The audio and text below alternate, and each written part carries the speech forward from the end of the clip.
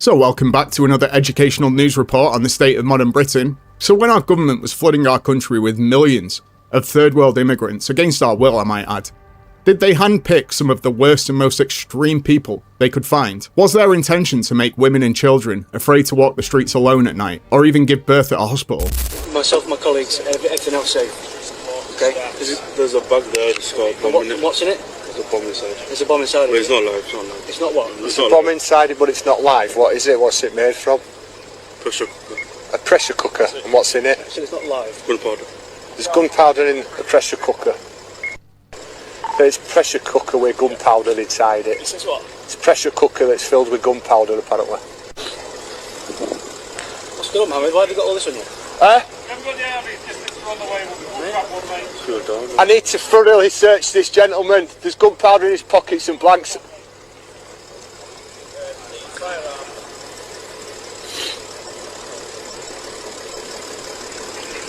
How long have you been sat here for?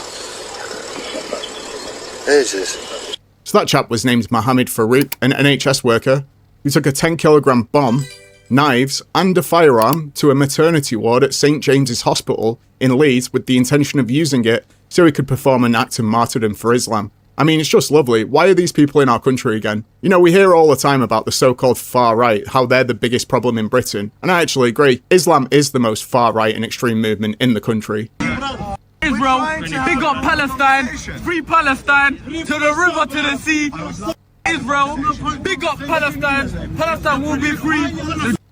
You man are gonna get beheaded one by one, you dirty big up Palestine. No. Yeah? I would like to Tell him. Palestine. Yeah, tell them. Free Palestine. From the river to the sea, blood. Palestine will be free, but Israel, if I catch that government, my mother's... Why do they all speak with that weird accent? Anyway, mass immigration has not just brought Islamic extremism to our shores, but all sorts of foreign people who are simply not like us.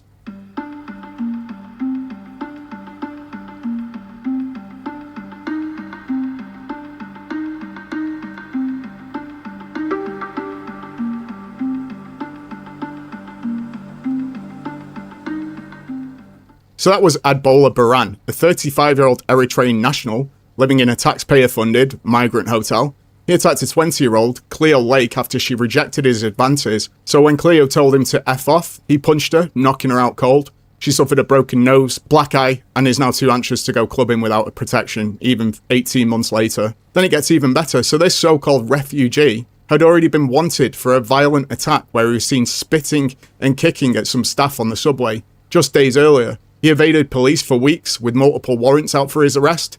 He was then eventually captured, but in court, he needed an interpreter, all funded by the taxpayer, of course. And do you want to know how much time he got for all of this? 6 months. 6 months for a brutal attack on a defenseless woman that has left her traumatized for her life, and an attack on subway staff. It's just an absolute disgrace. I don't even think he's due to be deported, but if he was, he could probably just sneak back into the country under a different name. The whole system is an absolute joke. But don't worry, you can go back to work and pay your taxes so we can keep this lot on benefits, so they can do nothing, go to the beach in the middle of the day, outbreed us, and eventually turn our country into an Islamic third world hovel. What country you come from? What country you come from? What country? Oh, you're a lovely one, ain't ya?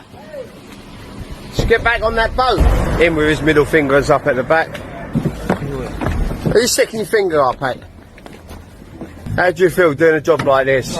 Traitor. We have just been here, you have just done that. You sick man. You sick, disgusting man. He's just killed one of the babies. One of the baby ducks. Just killed him. He's just killed it.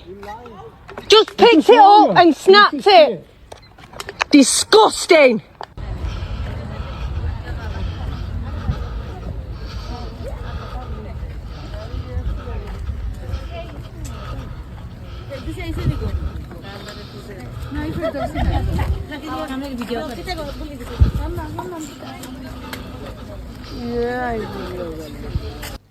Two fucking world wars. Men have laid down their lives for this. For this. And for what? So we can stick our fucking flag in the ground and say, yeah, this is England, and this is England, and this is England. Now, this may seem all very concerning, but don't worry, our politicians are all over it.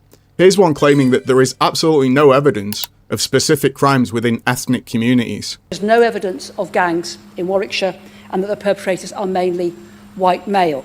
And I think that we are a mainly white county in percentage terms. If 1 in 20 children are being abused, those children will be predominantly white, and therefore their abusers, 90% who are known to them, will also be predominantly white.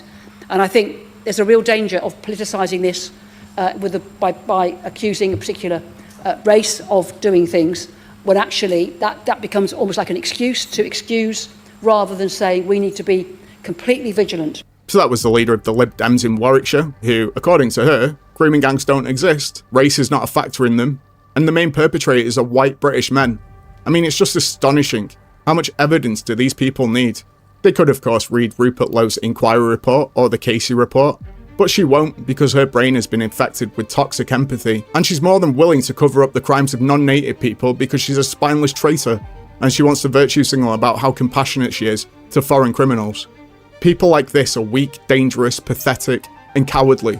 They would sacrifice 1 million lives on the altar of diversity if it makes them feel good about themselves. They're truly selfish people, and it's just remarkable that we have these anti-British traitors in our government. It's becoming more and more likely by the day that predictions like this will be what we see in the near future if the British government doesn't get rid of these fanatics and get control of what is happening in our country. We have a number of independent pro-Gaza members of parliament in the House of Commons. These are Muslim politicians, and many of those politicians have called for things like a new airport in Pakistan rather than a new airport in Britain, have campaigned for blasphemy laws, have given speeches in the House of Commons in support of cousin marriage. The reason the practice is so common is that ordinary people see family intermarriage overall as something that is very positive. Because if the British state does not get control of what is happening in this country, we will see, I am certain of it, widespread violence. Would you support a referendum on this? Would that be the solution?